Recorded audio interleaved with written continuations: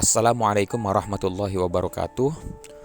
Praktik pembelajaran kali ini akan mendiskusikan terkait dengan hukum syariat yang di dalamnya meliputi pembahasan terkait dengan hukum taklifi, hukum wad'i, definisi, klasifikasi berikut contohnya di dalam kehidupan sehari-hari.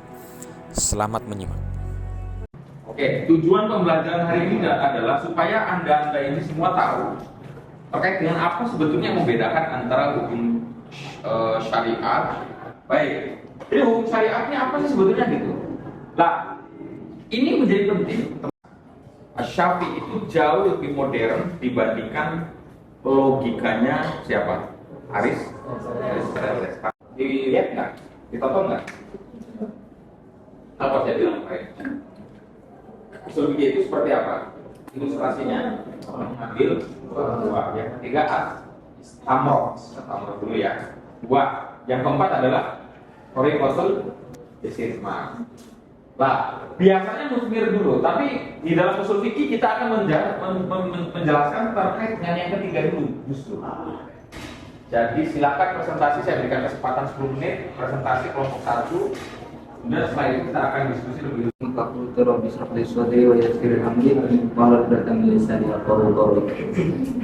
Oke, yang pertama-tama adalah kita panjatkan puja serta syukur kita kepada Allah Subhanahu wa Ta'ala yang senantiasa melimpahkan nikmatnya, sehingga alhamdulillah dengan wasilah nikmatnya kita bisa berkumpul dan bertatap muka pada forum ini. Yang kedua ada hukum pada naik. Namun di sini saya akan menjelaskan tentang hukum taklif saja. Dan di dalam istilah penyebutannya itu ada dua perbedaan. Kelompok pertama, sebagian ulama ada yang menyebutnya dengan istilah ijab, nadab, karaha, tahrim, dan ibahah. Hukum yang Anda ketahui selama ini dari apa yang tadi sudah disampaikan oleh kelompok 1, ternyata hukum syariat itu dimensinya apa sih? Saya pengen tahu. Nggak harus ini, boleh siapapun dari kelompok 3. Yang lain ada yang mau ngomong nggak? Kelompok 9. Kelompok 9. Artinya kan kalau Anda dari paparan kelompok 1, kemudian dari bahan sumber Anda dari jalan ya. Yang lain ada lagi nggak? Ada berapa versi yang tadi sudah disampaikan oleh kelompok 1? Dan kebaikan apa saja yang kamu misalkan bagi. Benar nggak? Nggak mungkin tidak ditempatkan kalau tidak menjadi azimah maupun nggak ada itu ceritanya. Apa mungkin monogami dengan poligami azimah di satu sisi yang sama? Nggak ada itu ceritanya. Ada bima kasabana kalam minallah wallahu azizun hakim. Yang suci gitu ya, karena si perempuan ini haid, maka dia batal Dengan perbuatan mukallaf, berhubungan dengan perbuatan mukallaf. Ini masih dari warokot ya. Kelompok berapa? 9. Karena dia berkaitan dengan mukallaf, aktivitas mukallaf ya. Artinya kalau aktivitas mukallaf berarti orang yang atau selain mukallaf dikenai hukum syariat enggak? Ah, ini pertanyaannya. Orang kafir wajib sholat enggak? Tidak memenuhi syarat untuk dikatakan sebagai mukallaf. Meskipun nanti di dalam ayat Al-Quran itu ada ayat yang menyatakan masalakakum fi saqar. Qalu lam naku minal musallin. Itu ayat itu tujuannya untuk siapa sih? Mungkin ternyata orang kafir juga dituntut untuk melaksanakan sholat. Ada satu ulama namanya Al-Imam Al-Ka'bi. Al-Ka'bi itu tidak setuju dengan pembagian 5 hukum taklif ini. Kata Al-Ka'bi, hukum yang sebetul-betulnya adalah cuma 4 katanya. Mudahnya itu gini ya, mala yatarattabu watar, istilahnya itu yang mudahnya. Tapi Anda mau ngerjakan atau mau ninggalkan itu nggak ada kaitannya dapat pahala atau dapat dosa. Sepakat ya? Makan, ninggalin makan nggak ada masalah. Tapi kata Al-Ka'bi tidak pernah ada satu hal yang betul-betul mubah di dunia ini kan. Kenapa? Karena orang makan itu imma ayyakuna meninggalkan sesuatu yang haram atau sedang meninggalkan sesuatu yang wajib. Betul nggak? Nah, Anda makan ini kan ada dua kemungkinan. Anda dalam kondisi sekarang itu lagi meninggalkan yang haram. Artinya Anda lagi makan kan berarti Anda nggak lagi makan. Tarikanil haram itu apa? Meninggalkan sesuatu yang haram itu dimensinya apa? Anda ninggalin berzina, Anda ninggalin berjudi, itu apa hukumnya? Wajib. Wajib. Oke ya. Kalau begitu yang mubah itu nggak pernah ada sama sekali di dunia itu katanya. Kata Al-Nabi. Kenapa? Karena ketika Anda melakukan sesuatu yang mubah, itu Anda itu sedang melakukan sesuatu, meninggalkan sesuatu yang haram atau meninggalkan sesuatu yang wajib. Maka makan dalam konteks ini menjadi wajib. Berarti Anda wajib makan gitu loh. Daripada nanti Anda ninggalin makan, kok malah berzina gitu loh. Paham nggak? Stimulusnya sudah masuk kan? Ya. Oke ya. Di mana masalah? Salahnya adalah ketika ini diterapkan pada hal lain, maka hukum itu bisa saling bertabrakan antara satu dengan lain. Saya kasih contoh ya. Anda belajar wajib nggak? Yes. Wajib. Apa dalilnya? Loh, setelah saya tanya. Thalabul ilmi fardhotun. Kenapa di situ ada fardhotun, ada taknya? Taknya faedahnya apa itu? Nah, fardhotun itu di satu sisi Anda sedang thalabul ilmi, tapi Anda tarkul wajib al-akhar. Karena dia menjerat kata-kata mubah tidak ada, karena hanya diberikan dua pilihan.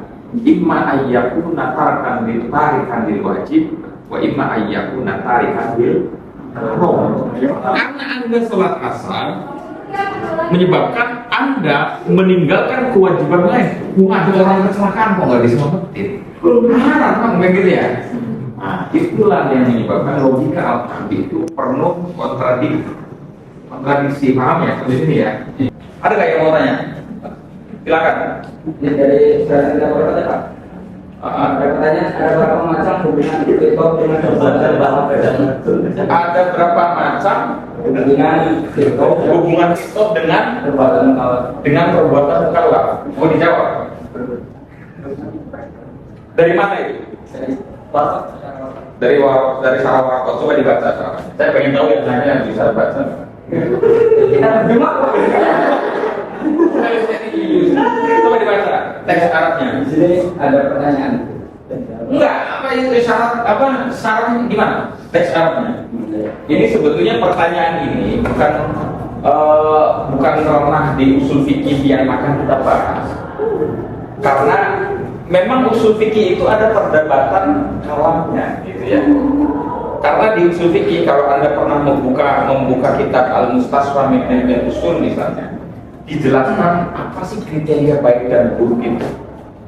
Al-husnu wal husnu gitu ya. Kemudian apa yang dianggap baik, apa yang dianggap buruk. Apakah perbuatan baik dan buruk kriterianya syariat atau akal? Saya tanya. Mencuri baik enggak? Tidak.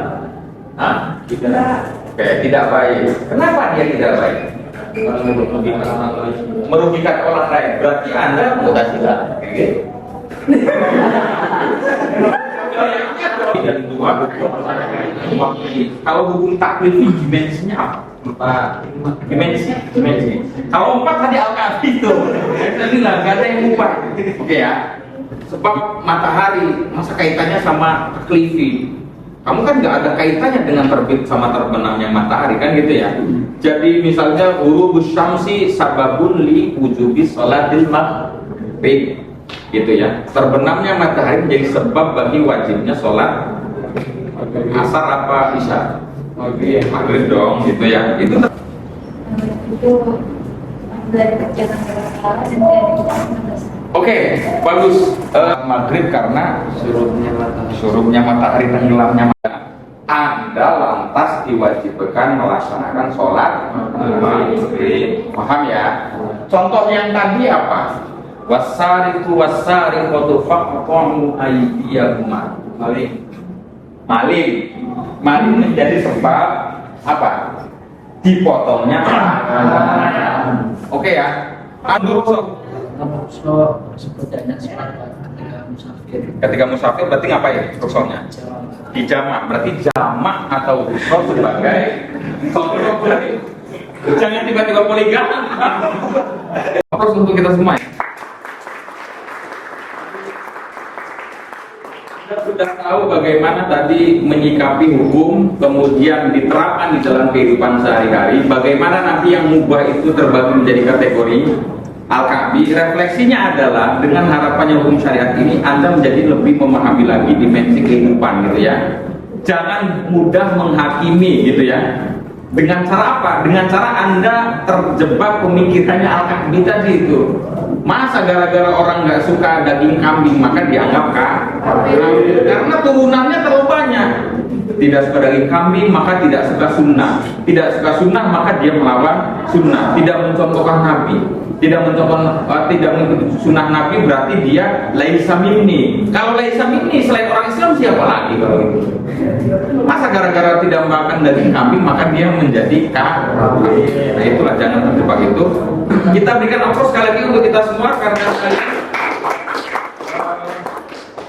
tugasannya adalah seperti biasa, Anda diwajibkan untuk menggali kembali, membaca kembali literasi yang sudah saya sampaikan di dua pertemuan berikutnya, yaitu kitab Abdul Wahab Khallaf dan juga kitab Syarah Waraqat atau Mabadi Awaliyah. Itu saja rekan-rekan sekalian, di pertemuan hari ini kita ucapkan sama-sama hamdalah. Alhamdulillah.